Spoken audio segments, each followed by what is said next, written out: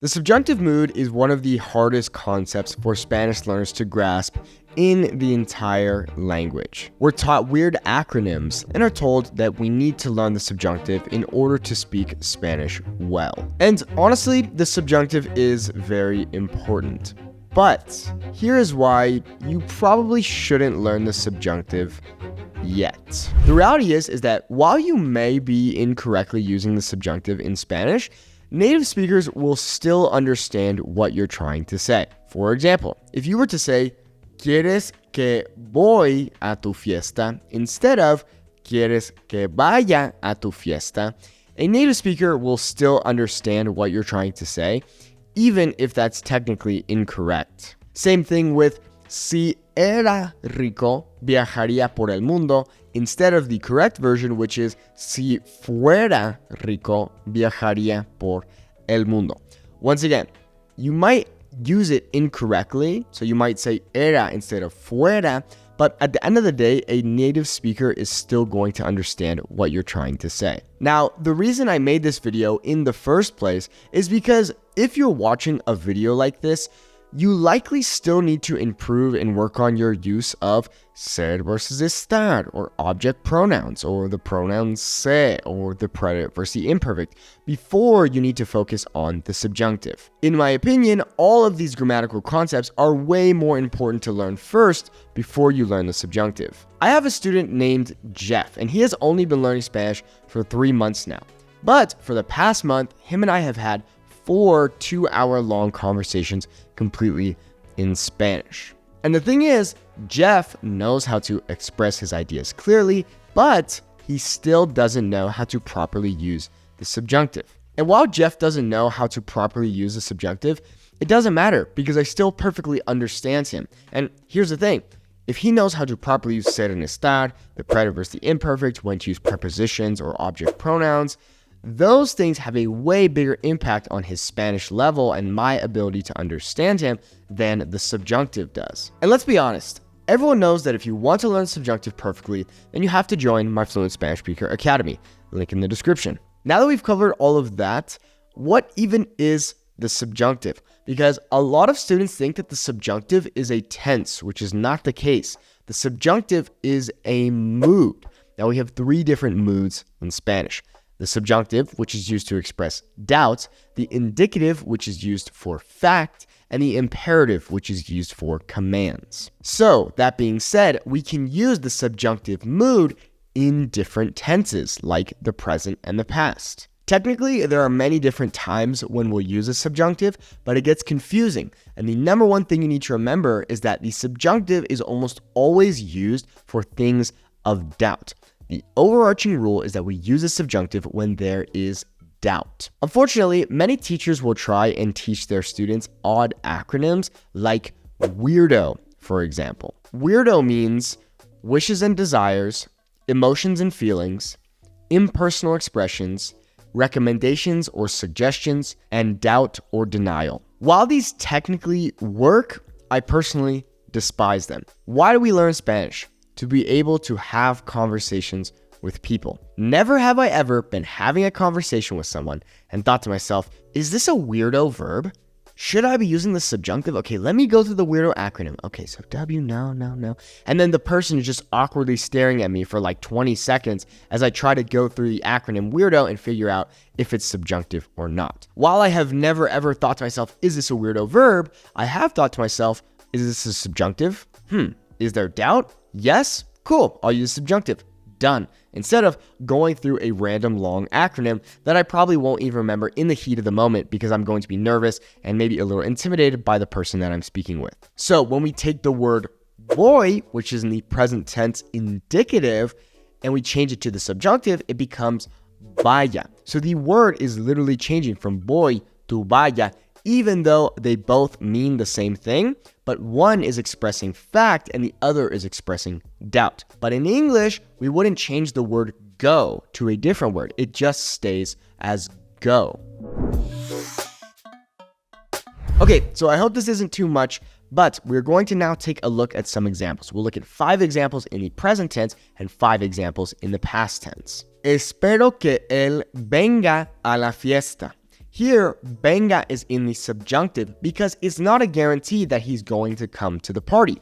There is doubt, and therefore we use the subjunctive. Now, I would like to say there is, one exception, I'm not going to lie, and that is with emotions and feelings. Okay, so when it comes to emotions and feelings, you'll just have to remember there isn't necessarily doubt going on, but because it's your emotions and feelings and your personal opinion, you're going to use the subjunctive. So, for example, me alegra que tú estés feliz.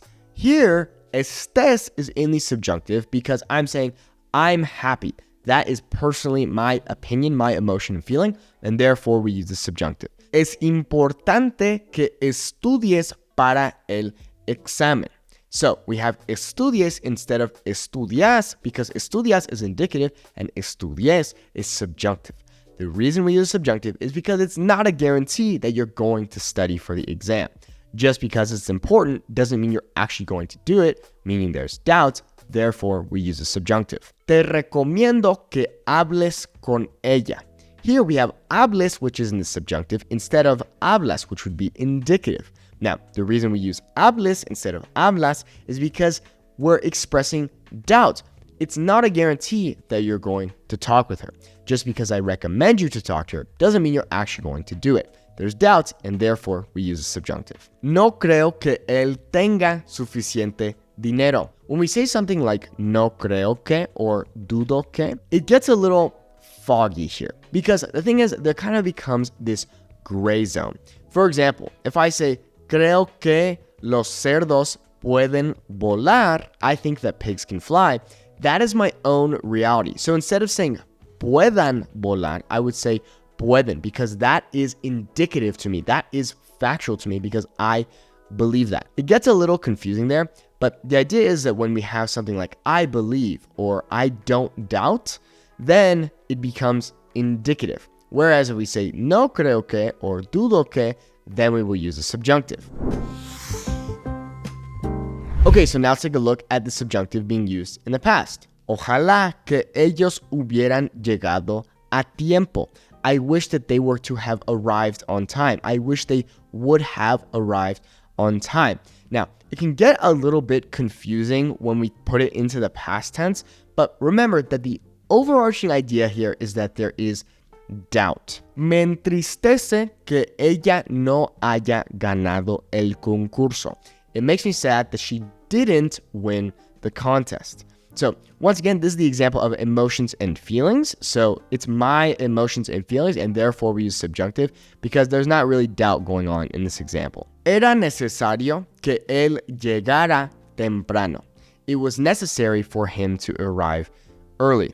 Now, the subjunctive gets really confusing in the past tense because you can argue, well, it was necessary for him to arrive early, but he didn't, or but he did, because technically if something is in the past, you could say, well, it's already happened, and therefore we know, and therefore it would be factual, and therefore we'd use the indicative.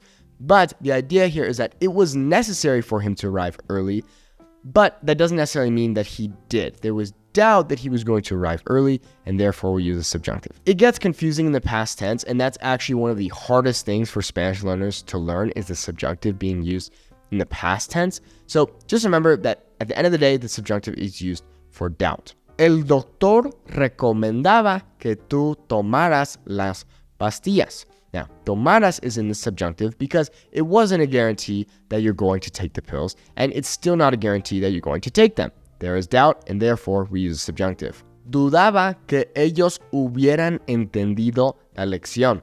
Hubieran instead of habían. Now, once again, it gets very confusing in the past tense, but just remember that we use a subjunctive to express doubt. Here, in this example, we're saying dudaba, I doubted, and therefore we use a subjunctive. I'd also like to mention that we can use a subjunctive mood in the future tense, but it's rarely used in spoken Spanish, and it's almost always used in literary contexts. So here are some examples talking about the future, but using the present tense subjunctive. Cuando llegue a casa, te llamaré. When I arrive home, I will call you. Now, here we say llegue instead of llego because it's not a guarantee that I'm going to arrive home. You could think of this as, oh, that's kind of dark or that's kind of grim, but it's an idea in Spanish that we need to understand. It's not a guarantee, and therefore we use subjunctive. Note that it's not llegué, it's llegue. And this is really, really important to understand, and this is why accents are very important in Spanish, because llegue is different than llegué, which means I arrived. It'd be the same thing with, for example, llegará versus llegará. Llegará versus llegará, because llegará would be the subjunctive in the past tense, whereas llegará would mean he will arrive, or she will arrive, or you formally will arrive. Mañana, cuando salga el sol, iremos a la playa. Now, in this example, you can say, well, but the sun's always come out. But once again, it's not a guarantee, there is doubt, and therefore we'll use subjunctive. Remember that we're using the present tense subjunctive, but we're talking about things in the future. Cuando terminen los exámenes, empezaremos las vacaciones. So once the exams are over, we'll start vacation. It's not a guarantee that the exams will be over, and therefore we use subjunctive. You may be at the level where you're ready to tackle the subjunctive. If that's the case, great, go for it. But I'm going to guess that for most of you watching this video, you probably need to focus on other grammatical concepts before you take a look at the subjunctive. If you're not exactly sure what Spanish level you are, you can take the free quiz on my website at SpanishNate.com. It gives you a very rough estimate of what your Spanish level may be. Espero que este video te haya ayudado con el subjuntivo. Muchas gracias por verlo. Hasta luego. If you want to become conversationally fluent in Spanish as fast as possible, check out the Fluent Spanish Speaker Academy. Here's what some of our current members have to say. I went to Mexico in November to finally meet my girlfriend that I had been talking to for over a year. Your videos helped me improve my Spanish so I could talk with her family when I stayed with them. We stand behind our program with a 30-day full refund policy. If you're not happy within 30 days, we'll give you your money back, no questions asked. To find out if the Academy is right for you, click the link on the screen or in the description below.